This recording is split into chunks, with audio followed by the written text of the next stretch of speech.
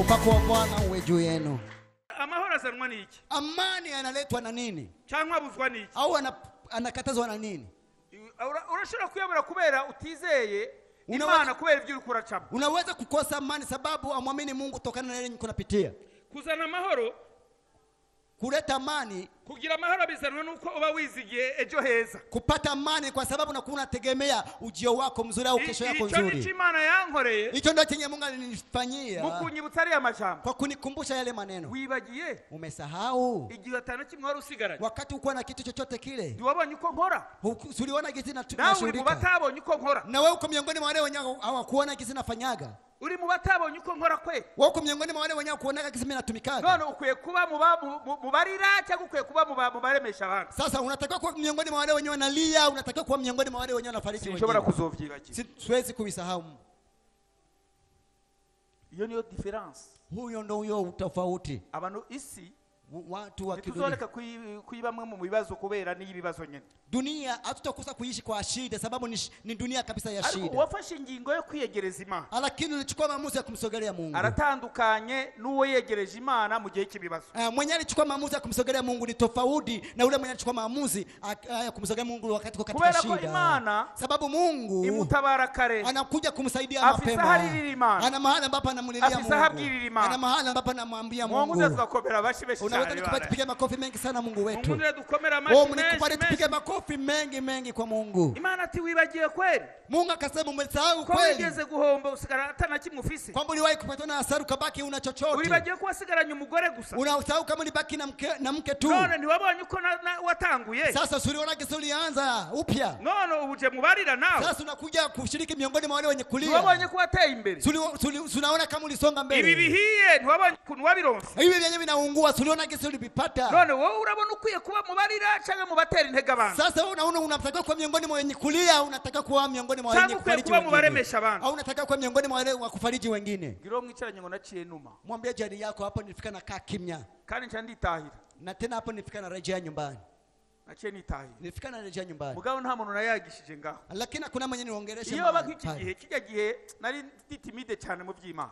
Naratinya ko n'abantu bamenye ko kipindi kile nilikuwa naoga katika mambo ya Mungu. Nilikuwa naogopa hata watu wajue kama nimeokoka. Ngiye kwigisha kumutanga none natanguye kwigishiriza muri serire natwara ka Bibiliya ngaha nisimure n'abana bo mu ngagara babona ko nabaye mukizwa nabaye muri babandi ba ruguru biriko bavuga ibya Yesu. Nilikuwa naenda kufundisha mtanga ndio kwenye nianza kufundisha mu serire. Biblia nilikuwa naipeleka hapa kwenye mfuko wa nyuma wa suruali. Biragoye kuba wararwanaga muri boîte warakoraza amanyanga kugenda na Bibiliya gucyanye.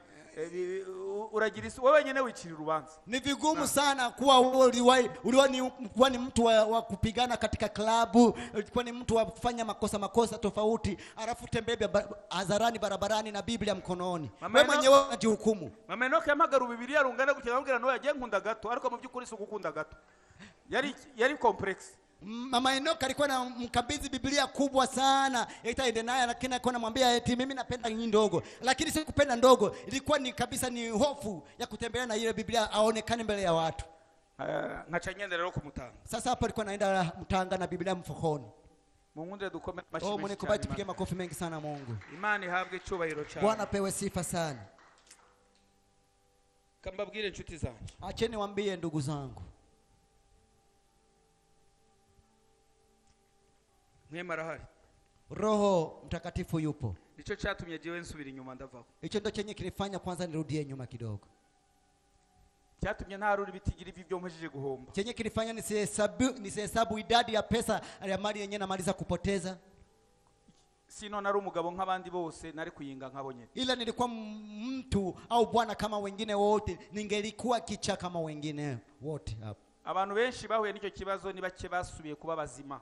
Keretse abari bazi Imana, abari bazi ko ibintu bironderwa bigahera hamakani ikindi gihe Imana ikabitanga. Kandi ibyo ni wo bimenya utari mu Mana kuko ucutangura kwiyumvira iwacu tuvugita gutona. Ucutangura gutona guharura ugatangura guharura kuntu wamanutse kuntu wahagutanguye kuntu wabironse iyo byaciye ukabona umenga nta yindi okazi uzoro. Watu wenyewe walikutana na kio watu wote hawakurudi kusimama na kuwa vizuri, bali tu wale ambao walikuwa wanamjua Mungu. Na ukikutana na tatizo kama hilo kwetu, unafikiri unaanza kufanya hesabu, na hesabu kisi ulianza, kisi ulishuka, kisi ulianza kutafuta na kwenye unafikia. Ariko iyo ndavye, ila ninapochunguza amajambo Imana yambwiye yale majambo menshi kubabari. Maneno ambayo Mungu aliniambia ni maneno haya ambayo namaliza kuambia. Yanyibukije iki? Alinikumbusha nini? Icyambere yanyibukije ubukuru bwe. Cha kwanza alinikumbusha ukuu wake. Ubukuru bwe bw'ukunakora. Ukuu wake jinsi anaturika, anafanya, anatenda. Icyakabiri nyibutse gukora kwayo ko gutatondukanye uko abana b'abantu. Cha pili akanikumbusha utendaji wake kama ni tofauti na utendaji wa wanadamu. Uko kumeze. Utendaji wake jinsi ulivyo. Cha gatatu nyibutsa ko nigeze kubibona areyini atari amajambo numvanya abantu. Cha tatu akanikumbusha ya kwamba niliwahi kuona macho wazi wazi bila kuambiwa na maneno arambira ati n'amaso yawe warigeze kubibona ibingibi bihiye ntuzi uko bintu byaje. Akanambia wewe na macho yako uliwahi kubiona hivi vyenye vinaungua, si unakumbuka jinsi vilikuja? Ikinyereka ko ntacho nishoboreye. Akafikana nionyesha kwamba mimi sijitoshelezi kwa chochote. Inyumvisha ahubwo ko nkwiye gushingira intaha abandi. Akanikumbusha kwamba natakiwa kushuhudia wengine. Ndababara kuko nacentekera ibirago ndigendera, sinigeze mbashingira intaha. Ngewe ibi byarambayeho, nabwe bizosubira hoya nilichomoka. Ninahuzunika sababu hapo nilifika na chichomokea zangu, sikuweza kushuhudia wengine niwaambie haya mimi aliwahi kunitokea, na kweli mali yenu itaweza kurudia juu ya Mungu. Ku mutima wanje wari umaze gutekana, sababu moyo wangu ulikomesha kuwa kufarijika, na nuzu ya mahoro n'ibyizigiro, niko nimejaa amani na matumaini, kuko Imana yari imaze kunyibutsa ibyo yankoreye, kandi ibyo bihe byari bibi gusumba iby'icyo gihe. Kuko icyo gihe narisigaranye umuriyoni kuri konte, nanifise n'imodoka ngenderamo. Sababu Mungu alikomesha nifumbusha yenyewe nitendea tena. Kipindi kile kilikuwa ni kizuri, sababu nilikuwa nimebaki na milioni 1 kwenye akaunti, tena nilikuwa niko na gari ya kuweza kutembelea. Mvuze umuriyoni nko kumva mu mafaranga narifise ni nk'ifaranga rimwe narisigaranye 1 franc. Ninapozungumza milioni 1 kwa pesa zenyewe niko nazo ni kama vile nibaki na faranga 1 tu. Yari nyibukije, alikuwa amenikumbusha ibyo yankoreye benye nitendea ko birenze iby'ubwenge bwanje bwariko buraharura, kwamba binapita fahamu ya akili zangu, zile ambazo akili zangu zilikuwa zinahesabu. Imana nyibutsa ko igihombo nagize, Mungu akanikumbusha kwamba hasara ambayo imenipata kirengeye ubwenge bwanje, inapita fahamu yangu, ko isaha yaigeze izobikanyishura, kwamba saa yake kishatimia tarudi tena kuko yabikoze kama jinsi alivyofanya mwanzo. Mubintu nabonye Imana, katika mambo ambayo niliona kwa Mungu. Mungu iyo yizigiye, unapomtegemea ibyo wocamo byose, kwa yote yenyewe unaweza kupitia, abantu bakivugira, watu wanatunakuja, irarorera abantu bakavuga, anangoja watu wanasema, ikarorera abantu bagacima, anangoja watu wanahukumu, ikarorera abantu bagatukana, anangoja watu wanatukana, igacibigwiza fwadisi, alafu Mungu anafikana aongezea mara 10, kukwishirigwiza na 10, kwa kurudishia anaongezea mara 10, igukorera ibintu bikomeye, anakufanyia mambo makuu. Niba utavye kubaka, kama unakawia kujenga, igukorera mariage atawi wanyu numwe yayikoze, anakufanyia harusi ambayo kuna mtu akwenda mariage, warurimo, kama ni maskini ambaye uko nao, irakuduza igasumbya nabiwanyu bo, anakuinua anakufanya wewe zaidi ya watu wako ikomeye cyane. Tunaye Mungu mkuu sana, ibikeneye ko abantu bayibona, anakuwa anahitaji watu wamuone, ibikeneye ko abantu bayimenya, anakuwa anahitaji watu wamjue. Rero ikora ibintu extraordinaire, sasa anafanya mambo ambayo ni ajabu kabisa. Mungu tukakomera amashi mengi cyane Imana ya. Tupiga makofi mengi sana Mungu wetu. Mungu tukakomera amashi. Mungu tupiga makofi mengi sana Mungu. Nikukubwira ubukuru bw'Imana nabo. Nikukwambia ukuu wa Mungu ambaye niliona. Nigeze kubona na maso yangu. Ambaye niliwahi kuona kwa macho yangu. Nigeze kubona ivyishoboye. Ambaye niliwahi kuona mambo yenye anaweza. Imana igeze kunezereza umutima wangu. Mungu ambaye aliwahi kufurahisha moyo wangu. Imana igeze gutekanisha umutima wangu. Mungu ambaye aliwahi kufariji moyo wangu. Umutima wangu uratekana na warukuza amahoro. Na ulikuwa unakosa amani. Umutima wangu uri vyizigiro maze guhomba. Mungu wangu moyo wangu ukapatwa na matumaini na nilikuwa nimepata hasara. Mungu akanikumbuka kuu wake. Akanikumbusha mambo ambayo nitendea.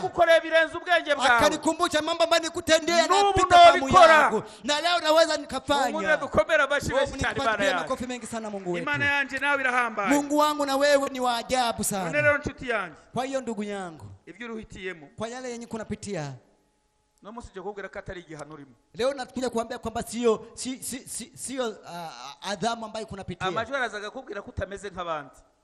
Amajwi arazaga kongorera ko utameze nk'abandi. Sauti zinakuja kunongonezea kwamba wewe hauko kama vile wengine, hauko sawa sawa na wengine. Si igihano. Sio Imana iroreye kwihesha. Sio adhabu ambayo unapitia. Mungu yuko tayari kujitukuza mwenyewe. Yaraguhisemo, alikuteua, iragusakrifia, akakutoa abantu bazobona Imana biciye kuri wewe, ili watu waweze kumuona Mungu kupita kwako. rero si igihano urimo. Sasa sio kipigo au sio adhabu ambayo kunapitia. Bwana asifiwe sana.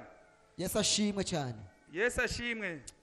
Si igihano, sio kipigo. ikindi nikisiremye, kingine ndiyo kisi ulimwengu umeumbwa, nisi imibabaro, ni dunia ya mateso. Utahure ko na Yesu ageze ku isi avuye mu ijuru yaciye yicamo. Ukumbuke kwamba na Yesu Kristo alipofika kwenye ardhi afika napita katika mateso. Wewe rero yaraboroza aravuga ngo mana niki kikumpebesheje. Sasa yeye alifika kipindi akaomboleza akasema Mungu ni kitu gani ambacho kinakuanisha? Niki kikumpebesheje? Niachanisha ni kitu gani ambacho kinakuanisha na wewe?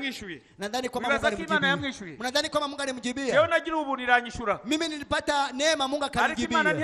Lakini yeye hakujibiwa na Mungu. Wamenga ya mutaye. Ni kama vile Mungu alikuwa amemtupilia. Wamenga ya mutaye.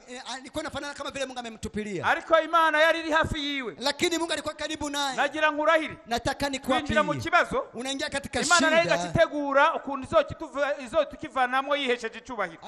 Alafu Mungu naye anafika na tayarisha jinsi atatuokoa katika tatizo hilo. Akiwa amejitukuza. Umunota wawe ugeze. Saa yake na dakika yake ishatimia. Si wewe gusuyibona. Sio wewe tu ambaye unaiona. Oya nabandi bacha bayibona. Hata wengine n'abakuroze bakabibona. Na wale wenye alikuroga n'abakugarije bakabibona. Na wale wenye alikufungia nafikana viona. Bakamenya ko ofisi ugendana n'Imana ikomeye. Na kutambea kwamba wewe unatembea na Mungu ambaye ni mkuu. Bigatuma nabo bamenya Imana. Wao wanafanya na wao wamjue Mungu. Imana nuko biri. Mambo ya Mungu ndio jinsi yalivyo. Imana Mungu icyo ndayikundira. Chenye nampendea.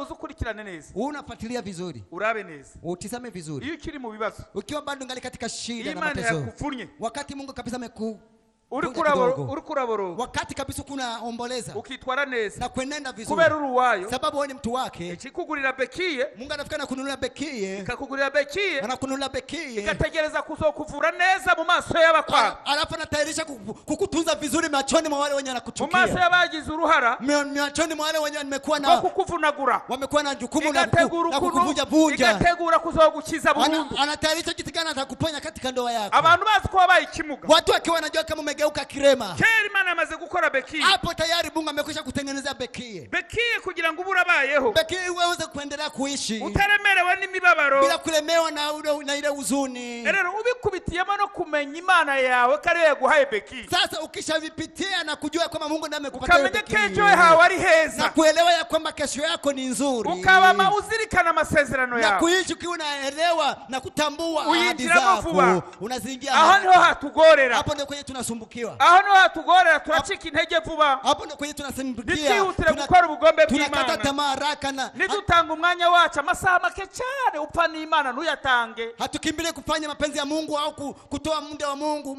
saa za Mungu kwa kumtumikia.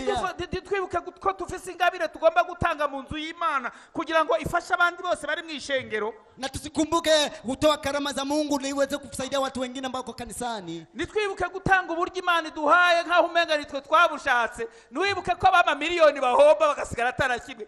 Nubikore ngurura teza imbere pastor. Na tusikumbuke kutoa nyumbani mwa Bwana tukifikiria kwamba tuko tunamtajirisha mchungaji. Ariko nta kintu na kimwe gikomera mu isi kitari mu buryo. Lakini kuna kitu hata kimoja ambacho kinaendelea katika dunia hii bila kuwa na pesa. Tukomeje kwima uburyo ishengero ry'Imana. Tukiendelea kunyima pesa kanisa la Bwana. Nonga hani tuzohagura. Na hata hapa tutaweza kupanunua. Numa navuga ngo Imana ibahezage. Nasikia niseme mama Mungu awabariki. Ariko munkundira mbabwira aya majambo. Lakini mnikubali niwaambie mambo haya, neno haya. Nagira mpereza basaba. Nataka nimalize nikiwaomba kudakekeranya Imana. Kutokuwa na mashaka juu ya Mungu. Ibibagoye. Yale ambayo yanawasumbua. Bizokwame bishikirizwa Imana. Ya kila mara mwe mnamwambia Mungu. Wizere Imana. Umtegemee Mungu. Wigirire confiance. Umtumainie. Isaha y'Imana igeze. Isaha ya Mungu ikishatimia. Uzobona ubukomezi bw'Imana. Utaona ukuu wa Mungu. Kukiyo Imana mfite kukubwira no munsi meraheza. Sababu Mungu huyu ambaye anakuja kukuambia leo nikimalizia yuko juu ya mambo yote. Yahaye abandi wewe ndio kuima. Ule mwenye alipatia wengine aweze kunyima wewe. Mundire meraheze ngarutse kuri titre. Ulikuwa nini malize nikirudi kwenye mada yetu. Tekana Isaya arabikoze. Wewe tulia.